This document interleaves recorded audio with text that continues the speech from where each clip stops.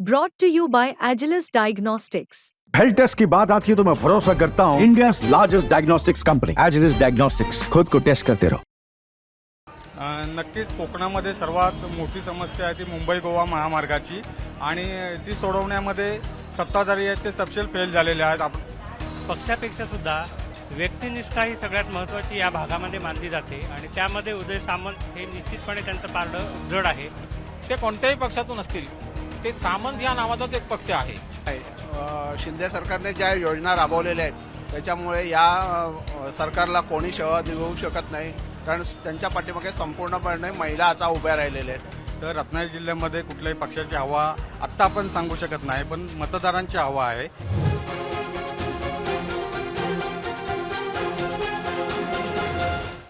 आलेला आहे कोकणामध्ये, कोकणातल्या रत्नागिरीमध्ये आणि आता तुम्हाला माझ्या आजूबाजूला सगळी वर्दळ लगबग पाहायला मिळते, कारण की उदय सामंत जे महाराष्ट्राचे उद्योगमंत्री आहेत आणि याच रत्नागिरीतले सध्याचे आमदार आणि एकनाथ शिंदे यांच्या शिवसेनेचे उमेदवार सुद्धा आहेत, ते आता अर्ज भरतायत आणि त्याची एक सभा सुद्धा इथे पार पडतेय।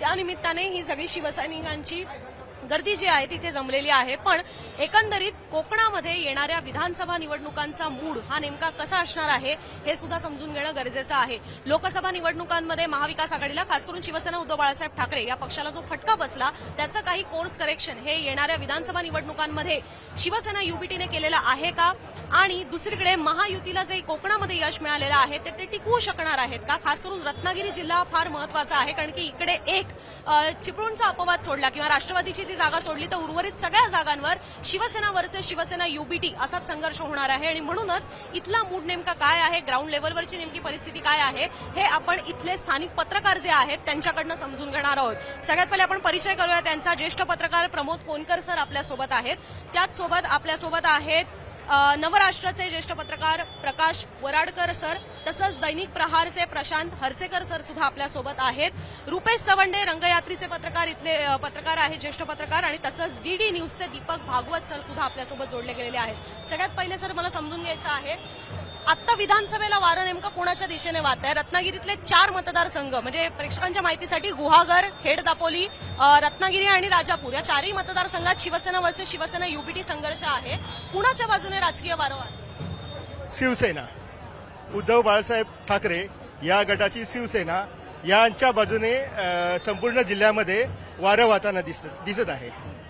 तुम्हाला वाटतं की कदमांना शह देऊ शकतात, सामंतांना शह देऊ शकते आता शिवसेना युबीटी? नाही, शिंदे सरकारने ज्या योजना राबवलेल्या आहेत त्याच्यामुळे या सरकारला कोणी शह देऊ शकत नाही, कारण त्यांच्या पाठीमागे संपूर्णपणे महिला आता उभ्या राहिलेल्या आहेत। आजपर्यंत महिलांना एकही रुपया कोणी दिलेला नाही, त्यांच्या खात्यावर एकही रुपया नव्हता, परंतु शिंदे सरकारने त्यांच्यासाठी केलेलं योगदान हे या निवडणुकीचं खऱ्या अर्थाने मुद्दा ठरणार आहे। तुम्हाला काय वाटतं, कोकणामध्ये आता शिवसेना जी युबीटी आहे ती फाईट देऊ शकते एकनाथ शिंदेच्या शिवसेनेला? या सरकारने म्हणजेच एकनाथ शिंदे यांच्या सरकारने ज्या काही योजना आता लाडकी बहीण किंवा इतर वयोश्री योजना, आणखी बऱ्याच योजना त्यांनी योजनांची जी बरसात केलेली आहे, त्यामुळे जनमानसात एक या सरकारबद्दल एक त्या योजनांचा फायदा घेणाऱ्या जे काही लोक आहेत तर त्यांचं मतपरिवर्तन झाल्याची शक्यता आहे। आणि त्याचा परिणाम म्हणजे लोकसभेचा जो विषय होता, लोकसभेचं जे मतांचं गणित होतं ते विधानसभेच्या वेळी बदलू शकतं किंवा काही टक्के त्याच्यात बदल होऊ शकतो, हे आत्ताचं चित्र आहे। सर, कोकण म्हटलं की शिवसेनेचा बालेकिल्ला, आता कुठली शिवसेना क्लेम करू शकते की आमचा बालेकिल्ला आहे? उद्धव ठाकरेंची शिवसेना म्हणू शकते की एकनाथ शिंदेची? तूर्त तरी एकनाथ शिंदेंचीच सांगू शकतो आपण। याचं कारण असं आहे सरळ सरळ की एक काळ असा होता की उद्धव ठाकरे किंवा बाळासाहेब ठाकरे यांच्याबद्दल एक सहानुभूती होती किंवा त्यांच्याबद्दल एक आपुलकी होती। आता कसं झालंय की जास्ती प्रमाणामध्ये प्रचार करणं, प्रसार करणं, लोकांपर्यंत पोहोचणं हे जे सगळं आहे त्यामध्ये एकनाथ शिंदे जे सरकार आणि त्यांची शिवसेना आहे ही यशस्वी त्याच्यामध्ये झालेली आहे। योजनांचा कितपत फायदा होतो, योजनांचा फटका बाकीच्यांना कसा बसणार आहे, करवाढ मोठ्या प्रमाणात होऊ शकते मोफत सगळ्या योजना दिल्यामुळे, याचा विचार करण्याच्या मनस्थितीमध्ये लोक नसतात। त्याच्यामुळे किरण सामंत, उदय सामंत ही मंडळी नक्कीच त्याच्यामध्ये बाजी मारून जाऊ शकते। योजनांचाच मुद्दा येतोय म्हणून योजना आणि दुसरीकडे उदय सामंत जे आहेत ते उद्योग मंत्री सुद्धा आहेत आणि कोकणात अनेक उद्योग यायला किंवा प्रकल्प यायला सुद्धा विरोध झालेला आहे. अशा परिस्थितीमध्ये काय वाटतं म्हणजे कोकणातल्या समस्या काय आहेत आणि त्या सोडवण्यामध्ये इथले आत्ताचे जे पुढारी आहेत ते यशस्वी झालेले आहेत कारण त्याच्यामुळे त्यांना पुन्हा लोक निवडून देऊ शकतील? नक्कीच कोकणामध्ये सर्वात मोठी समस्या आहे ती मुंबई गोवा महामार्गाची आणि ती सोडवण्यामध्ये सत्ताधारी आहेत ते सपशेल फेल झालेले आहेत. आपण पाहत आहे की 12 वर्ष झाले महामार्ग पूर्ण झालेला नाही. दुसरी मोठी समस्या आहे ती रोजगाराची, कारण कोकणामध्ये आजही रोजगाराचा प्रश्न आहे आणि ती सुद्धा सोडवण्यात सत्ताधारी पक्ष तरी किंवा विरोधक असेल दोघांकडूनही काही प्रयत्न झालेले नाही आहेत. मला मतदारसंघनिहाय सुद्धा आता सांगा, तिकडे भास्कर जाधव आहेत ते एकदम धडाडीचे नेते म्हणून पाहिले जातात, पण मतदारसंघाची काय स्थिती आहे? इकडनं मुळात उमेदवार कोण असणार आहे युतीकडनं आणि त्यांना फाईट द्यायला भास्कर जाधव हे एकटेच पुरेसे आहेत की आणखीन सुद्धा शिवसेना युबीटीला जोर लावावा लागेल? एकंदरीत भास्कर जाधवांचा इतिहास बघितला, त्यांची बोलण्याची पद्धत बघितली, त्यांची तर ते सक्षम आहेत. त्यातून उद्धव बाळासाहेब ठाकरे या गटातून निवडणूक लढविण्यासाठी ते सक्षम आहेत. म्हणजे पुन्हा निवडून येतील? हो, येतील. तेव्हा मग युतीकडनं कोण असेल याने फरक नाही पडत. आणि इकडे रत्नागिरीत नाही अजून तरी युतीकडून ना, युतीकडून बाळमाने. युतीकडनं नाही, मवियाकडनं बाळामध्ये ना? हो, हा बरं, सॉरी, युतीकडून उदय सामंतच असतील. असं काय? कारण ते जे कामाचा आता त्यांनी जो धडाका लावलाय विकास कामाचा, त्यातून ही जी आता आपण बघतोय सगळी आणि ही जी लोक येत आहेत की त्यांचा उमेदवारी अर्ज भरण्यासाठी, त्याच्यातून आपल्याला हे दिसतं की त्यांचं जी विकास कामं जी जनतेला आवश्यक आहेत, ज्या जनतेच्या मूलभूत गरजा आहेत ते नामदार उदय सामंत पूर्ण करताना दिसत आहे आणि त्याचं हे फळ आज त्यांच्या डोळ्यासमोर आहे आणि ते इकडून उभे राहिले तर निवडून येतील. पण मध्यंतरी ज्या काही घटना घडल्या, हिंदुत्व हा विषय घेऊन ज्या काही घटना घडल्या आणि त्याच्यातून जो विरोधाभास झाला, त्याच्यातून आता काय घडेल हे या निवडणुकीत ठरणार आहे त्यांच्या बाबतीत. पण मग उदय सामंत विरुद्ध बाळमाने ही याच्यामध्ये सगळ्यात जास्त पॉवरफुल कोण असेल असं वाटतं? रत्नागिरी जिल्हा हा बाळासाहेब ठाकरेंना मानणारे अजूनही प्युअर शिवसैनिक या रत्नागिरी जिल्ह्यामध्ये आहेत. तर ही जी उद्धव बाळासाहेब ठाकरेंची शिवसेना आहे, ती शिवसेना जे शिवसेनेचे जे उमेदवार आहेत कोणी असतील त्यांनाही निवडून देईल, कारण हे प्युअर बाळासाहेब ठाकरेंचे हे आहे आणि अजूनही बाळासाहेब ठाकरेंवरती, फक्त बाळासाहेब ठाकरेंवरती निष्ठांत प्रेम करणारे ते शिवसैनिक आहेत. त्याच्यामुळे जे काय होत आहे ते आपल्याला हे आता रिझल्टमध्ये समजणारच आहे. मला असं वाटतं की त्यांचा मतदार हल्ला नाहीये युबीटीचा? नाही, आता परिवर्तन व्हायला सुरुवात झालेली आहे. उदय सामंत आणि कोट्यावधी रुपये या जिल्ह्यामध्ये आणलेले आहेत, परंतु ती होणारी कामं आहेत त्याच्याकडे लक्ष ठेवणं हे कार्यकर्त्यांचं काम आहे किंवा जनतेचं काम आहे आणि ते जनता लक्ष ठेवत नसल्यामुळे काही वेळेला अनेक कामं चांगली होत नाहीत. परंतु हर घर जल योजना आहे, केंद्र शासनाने आणलेली आहे, ह्या सगळ्या योजना अतिशय चांगल्या आहेत, परंतु त्याच्याकडे लक्ष जर व्यवस्थित दिलं नाही जनतेने तर त्या कामाचं थोडंसं दुर्लक्ष होतं आणि हे घातक ठरणार आहे. म्हणजे इथे उदय सामंत पॉवरफुल ठरतील असं तुम्हाला वाटतं? जास्त त्यांचं पारडं जड आहे? उदय सामंत मुख्यमंत्री पदाचे भविष्यातील उमेदवार आहे आणि त्या दृष्टीने त्यांची व्यूहरचना चाललेली आहे. मला वाटतं उदय सामंत तेवढे ताकदीचे किंवा त्यांचं आता तेवढं राजकीय वजन वाढलेलं आहे? निश्चितपणे गेल्या 4 निवडणुकांमध्ये सलग उदय सामंत या मतदारसंघातून निवडून आलेले आहेत. त्यामुळे त्यांनी अशा पद्धतीने या मतदारसंघात बांधणी केलेली आहे की ते कोणत्याही पक्षातून असतील, ते सामंत या नावाचाच एक पक्ष आहे. त्यामुळे सामंत कुठल्याही पक्षातून उभे राहिले तरी त्यांची जी काही बांधलेली ताकद आहे ती त्यांच्या बरोबर येणार हे नक्की आहे. आणि त्या दृष्टीनेच आज पक्ष म्हणून विचार न करता एक व्यक्ती म्हणून विचार केला तर उदय सामंत हे आत्ताच्या घडीला आणि गेल्या सलग 4 वेळच्या आणि आता 5व्या वेळेला सलग स्ट्रॉंगपणे या मतदारसंघात उभे आहेत. उमेदवारांची बॅकग्राऊंड सुद्धा राष्ट्रवादीची आहे, तर इथे ताकद कशा पद्धतीने लावली जाते दोन्ही बाजूने? म्हणजे युबीटीला फक्त शिवसेनेचे कार्यकर्ते पुरेसे आहेत की महाविकास आघाडीची इथे गरज आहे आणि तेवढं तिथे काम खरंच ग्राउंड पातळीवर सुरू आहे? युबीटीचं लोकसभेच्या वेळी अत्यंत चांगली ताकद होती, या ठिकाणी ती दिसून आली, पण तरीही नारायण राणे या लोकसभा मतदारसंघातून विजयी झाले. त्याचबरोबर रायगड मतदारसंघामध्ये रत्नागिरी जिल्ह्याचा काही भाग येतो, तर या भागातही राष्ट्रवादीचे खासदार सुनील तटकरे निवडून आले. तर त्यामुळे दोन्ही मतदारसंघ महायुतीकडे गेलेले आहेत आत्ताच्या घडीला. पण परिस्थिती अशी नाहीये की दोन्ही मतदारसंघ महायुतीकडे जरी गेलेले असतील तरी उबाटाची ताकद इथे नाही. पण ती ताकद मध्यंतरीच्या काळात ज्या घटना घडल्या, काही उबाटाची चांगली नेते मंडळी दुसऱ्या पक्षात गेली, भाजपमध्ये गेली असतील किंवा शिंदे शिवसेनेत गेली असतील, त्यामुळे ताकद कमी झालेली आहे. आणि थोडंसं अलीकडच्या ज्या योजना आहेत त्यामुळे महिला वर्ग जो आहे तो शिंदे शिवसेनेकडे आकर्षित बऱ्यापैकी झालेला आहे. त्यामुळे मतदानाची टक्केवारी किंवा उदय सामंतांची ताकद ही त्या हिशोबात बोलायचं झालं तर वाढलेली आहे. तुम्हालाही वाटतंय सर की शिवसेना उद्धव बाळासाहेब ठाकरे पक्ष इथे कमी पडतोय? पक्ष म्हणून नक्की कमी पडतो आहे. याचं कारण पक्षापेक्षा सुद्धा व्यक्तिनिष्ठा ही सगळ्यात महत्वाची या भागामध्ये मानली जाते आणि त्यामध्ये उदय सामंत हे निश्चितपणे त्यांचं पारडं जड आहे. अगदी बाजूचं किरण सामंतांचं उदाहरण राजापूरचं द्यायचं झालं तर गेल्या काही महिन्यांच्या मध्ये त्यांनी त्या भागामध्ये लोकांपर्यंत पोहोचायचा अधिकाधिक प्रयत्न केलेला आहे, जो त्या तुलनेमध्ये उद्धव बाळासाहेब ठाकरे या पक्षाच्या लोकांनी तेवढासा तो केलेला नाही. एक सांगता येऊ शकतं, राजन साळवी जे आहेत तिथले आमदार आहेत, गेली 15 वर्ष ते आमदार आहेत, ते अगदी कोकणातल्या भाषेत सांगायचं झालं तर बारशापासून 12व्यापर्यंत लोकांच्या घरांपर्यंत ते पोहोचलेले आहेत. पण ते एक व्यक्ती म्हणून आहे, त्या ठिकाणी सुद्धा तोच प्रश्न आहे की व्यक्ती म्हणून ते व्यक्तिमत्व म्हणून लोक त्यांच्याकडे बघतील. आणि राजापूरचा जर आणखीन एक जर विषय घ्यायचा झाला तर राष्ट्रवादी काँग्रेसचे एक युवा नेते होते यशवंतराव, तर ते आता त्यांना सामील झालेले आहेत. त्यांची एक ताकद तिथे आहे. त्याच्यामुळे तिथे व्यक्ती म्हणून सामंत आणि पक्ष म्हणून साळवींचा म्हणजे उद्धव बाळासाहेब ठाकरे पक्ष यांची लढत तिथे होऊ शकते. हा, ही फाईट पण महत्वाची आहे. राजापूरमध्ये भैया सामंत, किरण सामंत जे लोकसभेसाठी इच्छुक होते, त्यांना आता राजापूरमधनं शिंदेंनी उमेदवारी दिलेली आहे आणि त्यांच्या विरोधामध्ये इथे विद्यमान आमदार राजापूरचे राजन साळवी यांचं आव्हान असणार आहे.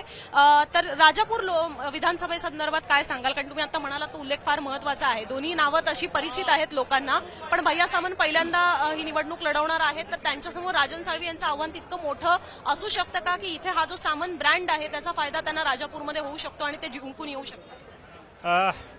त्याबाबत असं सांगता येऊ शकतं की किरण सामंत नव्याने त्यामध्ये आलेले आहेत, पण तुम्ही पण म्हणालात तसं ते बरोबर आहे. अजून त्यांनी कधीही राजकीय जीवनामध्ये काही काम केलेलं नव्हतं, पण त्यांचा जो प्रसार आहे, माहिती त्यांची आहे ही लोकांपर्यंत पोहोचलेली आहे. वक्तृत्वशैली त्यांच्याकडे अजून नाही, कारण ते राजकीय व्यासपीठावर कधी आलेच नव्हते. पण सामंत म्हणून जे काही एक वलय आहे त्याचा त्यांना उपयोग होऊ शकतो असं मला वाटतं. दुसरी गोष्ट अशी आहे, खुद्द राजापूरमध्ये जो सगळे ज्वलंत प्रश्न जे आहेत, उद्योगांचे प्रश्न आहेत, नाणारचा प्रकल्प आहे, जैतापूरचा प्रकल्प आहे, यामध्ये सातत्याने त्याच्याबद्दलची चर्चा होते, त्यामध्ये विरोध होतो.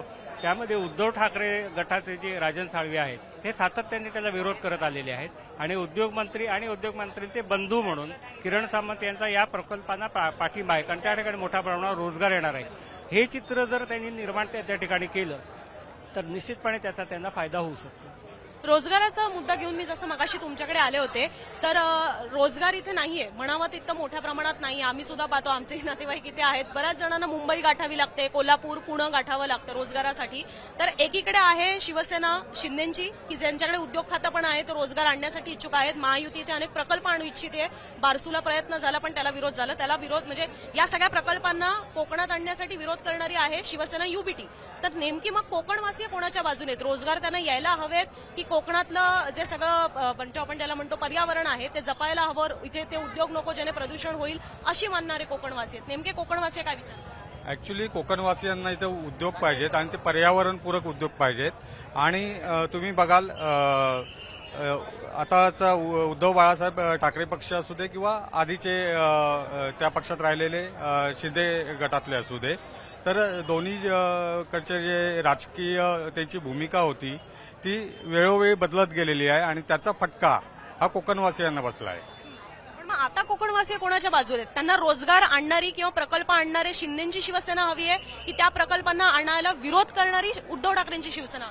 नाही, ऍक्च्युली प्रकल्प जो पक्ष आणेल त्याच्या मागे कोकणवासी उभे राहतील कायम. आणि बारसूच्या आंदोलनाला पाहिलं, एकंदरीत पाहिलं तर दोन्ही आहे ना, म्हणजे सत्ताधारी असू दे किंवा विरोधकांना, दोघांनाही रोजगार देणं हे शक्य झालेलं नाही आहे. कोकणामध्ये रोजगार कोणीच आणू शकत नाही, दोन्ही पक्षांनी म्हणजे दोन्ही यांनी आणलेलं नाही आहे. ठीक आहे. मला सांगा, लोकसभेचं कोर्स करेक्शन हे इकडे झालेलं आहे का? शिवसेना हा बालेकिल्ला समजतो कोकण, पण रायगड आणि रत्नागिरी सिंधुदुर्ग दोन्ही जागा निवडून नाही आणता आल्या आणि त्याच्यावरनं युती त्यांना डिवचते सुद्धा की बघा तुमच्याच बालेकिल्ल्यात तुमचे हाल काय झाले. तर या मधल्या 4 महिन्यात काही शिवसेना युबीटीने प्रयत्न केले? प्रयत्न केलेले कुठे दिसत नाही आहेत. ज्या गोष्टीतून प्रयत्न करायला पाहिजेत त्या गोष्टीतून शिवसेनाने काही प्रयत्न केलेले दिसत नाही आहेत.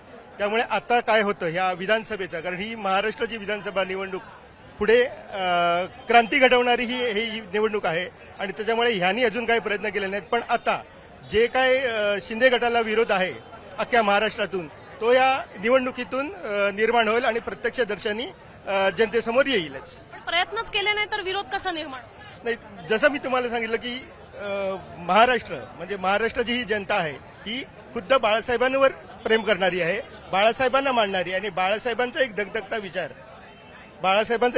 विचार ही शिवसेना म्हणजे बाळासाहेब ठाकरे गट, उद्धव ठाकरे गट ही मांडणारी आणि तो बाळासाहेबांना. लोकसभेला का नाही रिस्पॉन्स? लोकसभेत रत्नागिरीतून काही दिलं गेलं नाही. रत्नागिरीतून जे मतदार होते त्यांच्यामध्ये रत्नागिरीतून मतं त्यांना कमी पडली. काय याचं कारण फार वेगळं आहे, ते आता नको.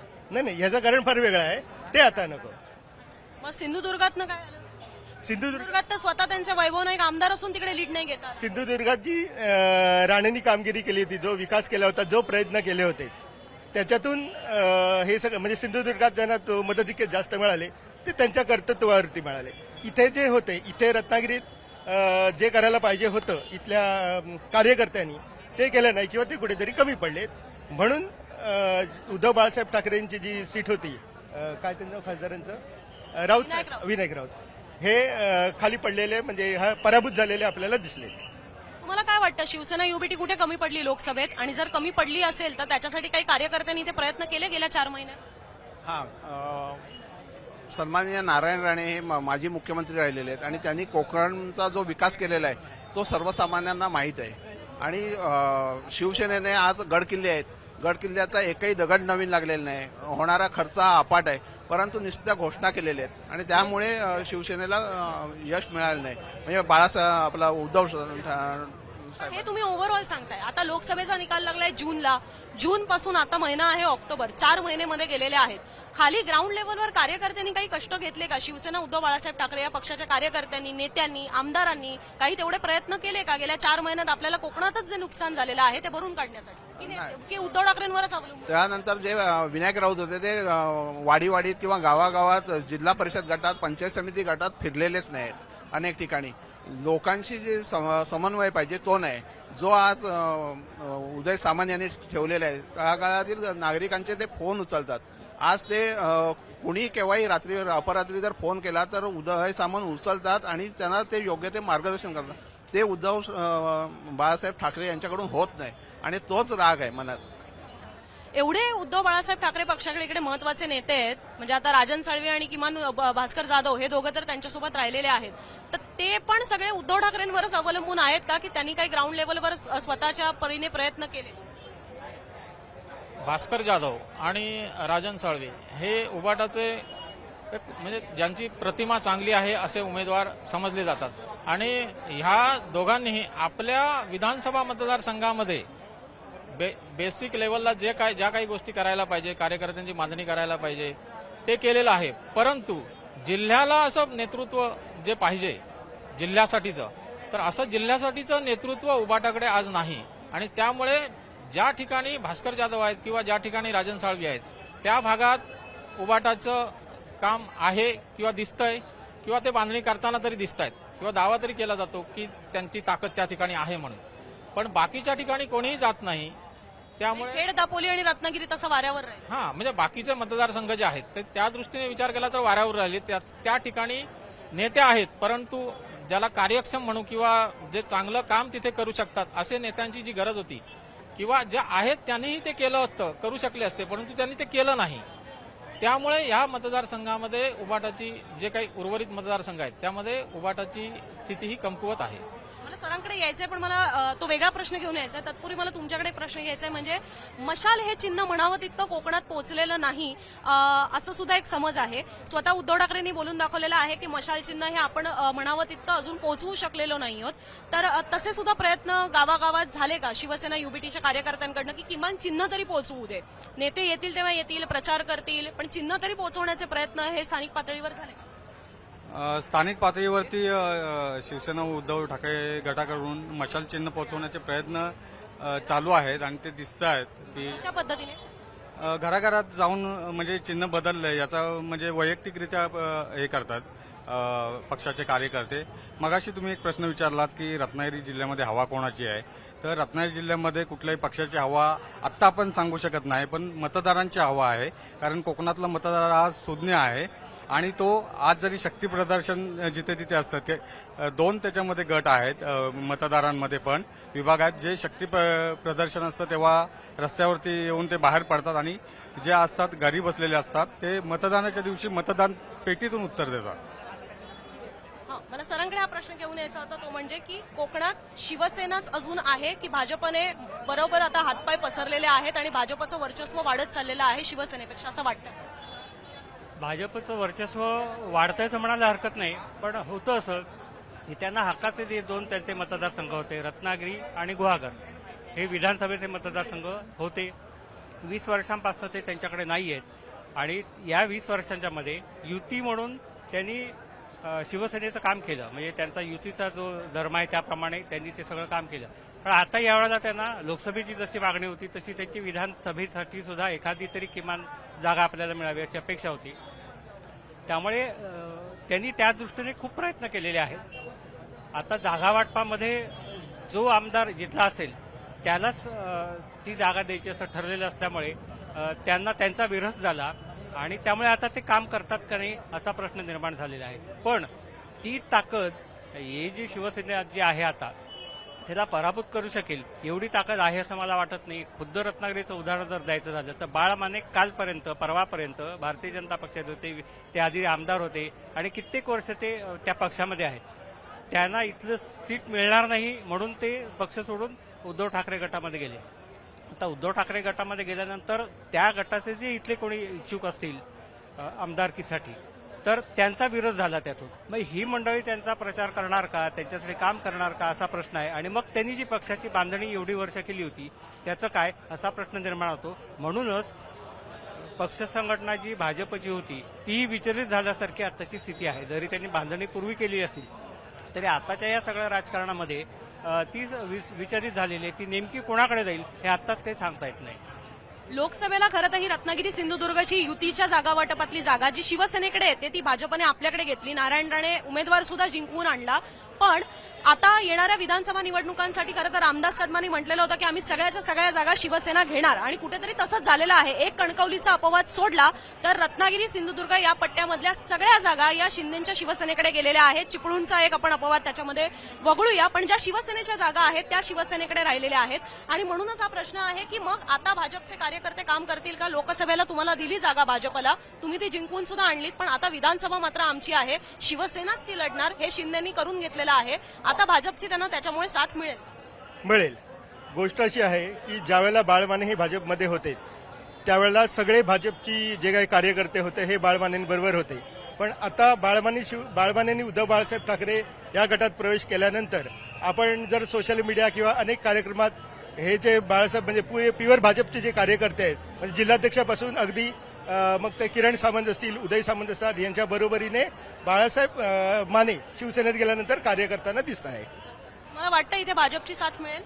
हो, नक्कीच. रवींद्र चव्हाण जे आहेत त्यांनी रत्नागिरीची पूर्णपणे बांधणी केलेली आहे, अत्यंत चांगल्या प्रमाणात केलेली आहे आणि त्याच्यामुळेच शिंदे रवींद्र चव्हाणांना क्रेडिट जात आहे. हो. सिंधुदुर्गचे पालकमंत्री नाही, रवींद्र चव्हाणांना भाजप तर उदय सामंत नाही, जिल्हा परिषदमध्ये त्यांनी चांगलं काम केलेलं आहे. रवींद्र चव्हाणांच्यामुळेच उदय सामंतचा विजय हा 1 लाखापेक्षा जास्त होण्याची शक्यता आहे. आणि मग हे चालतंय शिवसेनेला, शिंदेची शिवसेना माना पण डोलवलं नाही. शिंदेची शिवसेना निवडून येणार. म्हणजे मला आता एक एक मी मतदारसंघनिहाय सुद्धा घेते. गुहागरमध्ये तुम्हाला काय वाटतं, भास्कर जाधव जिंकतील की समोरून शिंदेची? नाही, भास्कर जाधव आणि त्यांचे जे सुपुत्र आहेत विक्रांत जाधव यांनी चांगली बांधणी केलेली होती ते जिल्हा परिषद अध्यक्ष असताना. त्याच्यामुळे चिपळूणची जागा आहे ही त्यांच्याकडे ओढली जाण्याची शक्यता आहे. आणि दुसरीकडनं आता रत्नागिरी उदय सामंत की रत्नागिरीमध्ये उदय सामंत लागणार, कारण का त्यांचा जनतेशी असलेली नाळ आहे ना ही अप्रतिम आहे. आज ज्या शासनाच्या योजना आहेत 328 त्या पूर्णपणे राबवलेल्या आहेत. आणि राजापूरमध्ये किरण सामंत की राजन साळवी? नाही, यांच्यामध्ये टप होण्याची शक्यता आहे. उदय सामंत यांचं तिथे आगमन होत आहे आणि त्यांची आता सभा होते. त्यांनी उमेदवारीचा अर्ज सुद्धा भरलेला आहे. किरण सामंत सुद्धा ऑलरेडी पोहोचलेले आहेत. नवीन परीक्षेला ते सामोरं जात आहेत पक्ष फुटीनंतर. तुम्हाला काय वाटतं इथे गुहागरमध्ये काय होईल? भास्कर जाधव येतील? म्हणजे सध्या तरी आपल्याला भास्कर जाधवांचं परडं तिकडे जड दिसत आहे. मात्र भाजपला जरी तिथे हे मिळालं नसेल तर भाजपचं जे मतदान आहे ते यांच्या विरोधात जाणार आहे. खेड दापोलीत सध्या सिटिंग तिथे योगेश कदम असल्यामुळे त्यांचं सध्या तरी पारडं जड जात आहे. पण मगाशी मी म्हटल्याप्रमाणे आपण मतदारांना गृहीत धरू शकत नाही आणि जेव्हा निकाल येईल तेव्हाच आपल्याला खरं समजेल. मतदारांना गृहीत कोणीच धरू शकत नाही. लोकसभेने सुद्धा ते दाखवून दिलं. पण एक साधारणतः अंदाज जो आतापर्यंतच्या परिस्थितीतनं पाहायला मिळतोय. राजापूरमध्ये साळवी हे विद्यमान आमदार आहेत आणि साळवींना काँग्रेसकडून म्हणजे अविनाश लाडकडनं किती मदत होते त्यावरती त्यांचं भवितव्य अवलंबून आहे. त्यांना विचारूया, तुम्हाला काय वाटतं? राजापूर, राजन साळवी, किरण सामंत कोण जिंकेल? राजापूरमध्ये यावेळेला म्हणजे याच्या पूर्वी जे उमेदवार दिले जायचे विरोधात राजन साळवींच्या, तर त्यांचा तेवढा प्रभाव आतापर्यंत पडू शकला नाही. परंतु किरण सामंत यांनी गेल्या एक 5 ते 6 महिन्यांपासून राजापूर मतदारसंघाची बांधणी सुरू केली होती. अनेक लोकांना त्यांनी शिंदे शिवसेनेत प्रवेश करून घेतलेला आहे आणि कुठलंही आता पद नसताना त्यांनी कोट्यवधीची कामं, सिंधू रत्न योजनेचे ते सदस्य आहेत, तर त्या माध्यमातून त्यांनी ती उद्योगमंत्र्यांच्या माध्यमातून करून घेतलीत. त्यामुळे लोकांमध्ये एक त्यांच्याबद्दलचं मत चांगलं झालेलं आहे की ते विकासाच्या कामांना जर आता निवडून म्हणजे प्रत्यक्ष आमदार नसताना जर ते एवढं काम करू शकतात तर निवडून आल्यानंतर ते निश्चितपणे राजापूरला न्याय देतील असं लोकांना आता वाटतंय. परंतु राजन साळवी ही त्या ठिकाणी बरीच वर्ष बराच काळ त्या मतदारसंघात आपलं ठाण मांडून आहेत किंवा आपलं प्रस्थापित तिथले आहेत ते आमदार.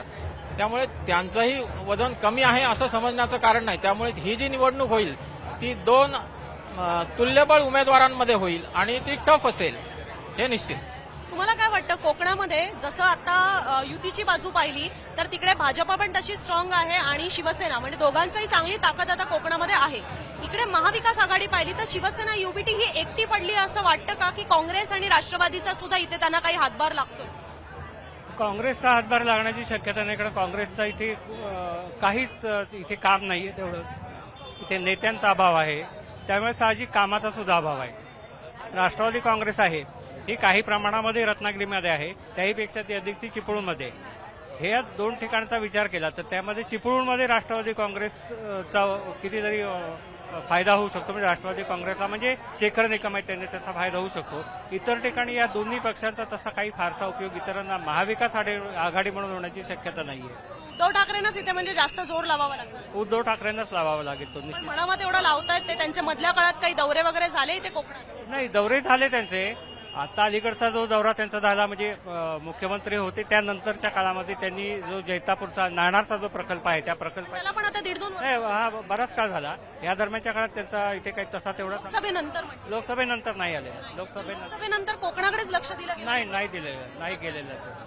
पटकन शेवटचा मुद्दा घेते तो म्हणजे की कोकणात आपण आहोत त्याच्यामुळे आपल्याला छत्रपती शिवाजी महाराजांचा पुतळा जो कोसळला तोही मुद्दा विसरून चालणार नाही. तर त्या मुद्द्याचा इथे रत्नागिरीत, कारण ते मुद्दा आहे खरं तर सिंधुदुर्गातला, पण छत्रपती आहे त्यामुळे त्या मुद्द्याचा इथे कोकणामध्ये रत्नागिरीमध्ये काही असर पाहायला मिळतोय. कारण तो मुद्दा लावून धरण्याचा प्रयत्न शिवसेना युबीटीकडनं झाला. आपण तिकडे पाहिलेलं होतं की आदित्य ठाकरे ठाण मांडून बसले होते, समोरून राणे समर्थक आले, त्यांच्यामध्ये प्रचंड वादावादी झाली. तर त्या सगळ्याचा इथे काही रत्नागिरीत असर आहे का? शिवसेना शिवाजी महाराज यांच्याबद्दल प्रत्येकाला आदरच आहे, पण रत्नागिरीत शिवाजी महाराजांचा म्हणजे सिंधुदुर्गात जो शिवाजी महाराजांचा पुतळा पडला आणि वास्तविक त्यांचा जो अपमान झाला याच्याबद्दल रत्नागिरीत काही फारशा प्रतिक्रिया दिसलेल्या नाहीत. रत्नागिरीतले मुद्दे काय आहेत तर रोजगाराचे मुद्दे आहेत, पण आज जी काही बिगर म्हणजे बाकीची जी राजकीय मंडळी आहेत त्यांचं असंच म्हणणं आहे की रत्नागिरीत रोजगार आले ते आहेत कुठे दिसत नाही. की जी ते माहिती मिळवत आहेत ती माहिती मध्ये सगळं नील आहे, म्हणजे कोरे करकरीत ती जी कागदपत्र आहेत ती काय, त्याच्यामुळे जो काय रोजगार आहे तो फक्त हवेतच आहे असं हिचे जे इंदिरा काँग्रेसची जी मंडळी आहेत, मग त्याच्यामध्ये आगाशे मॅडम असतील किंवा आणि बाकीचे सहकारी आहेत, हे सगळे या गोष्टीसाठी झटत असतात की जे रत्नागिरीला मिळायला पाहिजे, रत्नागिरीच्या वाटेचं आहे, त्यांच्या ज्या मूलभूत गरजा आहेत त्या खरोखर दिल्या जात आहेत की नाही ह्याच्यावरती ज्यांनी सर्च केलं त्यावेळेला त्यांना असं निर्देशन, मग रत्नागिरीचं प्रादेशिक मनोरुग्णालय असेल की यामध्ये सुद्धा असंच काहीतरी घोळ आहे की ज्यांनी त्याच्याबद्दल आवाज उठवला होता. रत्नागिरी प्रादेशिक रुग्णालय बाहेर जात होतं, पण ते ब्रिटिशकालीन असल्यामुळे ते इथेच राहावं आणि इथे सगळ्या सोयीसुविधा आहेत. 5 जिल्ह्याचं एक रुग्णालय आहे, ते इथेच राहावं असं या स्थानिकांचं म्हणणं होतं, पण ते म्हणजे नेण्याचा प्रयत्न होता. पण ह्या ज्या सगळ्या काँग्रेसच्या मंडळी आणि इतर स्वयंसेवी संस्था आहेत ह्या मंडळींनी हा विषय लावून धरला आणि त्यामुळे हा जो विषय आहे हा इथे संपला. वास्तविक सांगण्याचं उद्दिष्ट काय, रत्नागिरीतले जे इथले पुढारी आहेत त्यांनी सुद्धा ह्या अशा गोष्टी गांभीर्याने लक्ष घेणं, जे रत्नागिरीतलं जे स्वतः जनतेच्या मालकीचं आहे ते जनतेच्या मालकीचंच राहावं ही भूमिका त्यांची असायला पाहिजे. कोकणामध्ये आता राणे शिवसेनेत पण आहेत आणि राणे भाजपमध्ये सुद्धा आहेत. मग राणे विरुद्ध ठाकरे हा जो संघर्ष होईल तळ कोकणात, तिकडे कोणाचं पारडं जड आहे असं वाटतं? राण्यांचं पारडं जळत आहे, कारण जातीय सलोखा राखण्यात राण्यांना यश आलेलं आहे. जे उदय सामंतांना आलेलं आहे तेच राणेंनाही यश आलेलं आहे आणि त्यामुळे त्यांच्या बाजून सगळे राहतील. तर आपण इथे बऱ्यापैकी आता पत्रकारांशी बोललेलो आहोत आणि मला असं वाटतं की याच्यातनं एक साधारण अंदाज आपल्याला बांधता येऊ शकतो की कोकणामध्ये काय होऊ शकतं. एकंदरीत पत्रकारांचं आपण म्हणणं ऐकलं तर शिवसेना उद्धव बाळासाहेब ठाकरे यांनी म्हणावा तितका जोर हा कोकणामध्ये अजूनही लावलेला नाहीये. आता जेमतेम काही दिवस आहेत विधानसभा निवडणुकांना सामोरं जायचं, त्याच्यामध्ये ते कितपत ते गोष्टी कव्हर अप करू शकणार आहेत हे सुद्धा आपल्याला बघायला हवं की पुन्हा एकदा इकडे कोकणामध्ये युतीचाच बोलबाला असतो हे सुद्धा बघायला हवं. तुम्हाला याबद्दल काय वाटतं तुमच्या प्रतिक्रिया कॉमेंट बॉक्समध्ये जरूर मांडा आणि असंच कोकणातले विधानसभेचे ग्राउंड रिपोर्ट्स पाहण्यासाठी मुंबई तकच्या युट्यूब चॅनलला सबस्क्राईब करायला विसरू नका. कॅमेरामॅन राकेश साळसकर सह मी अनुजा, मुंबई तक, रत्नागिरी.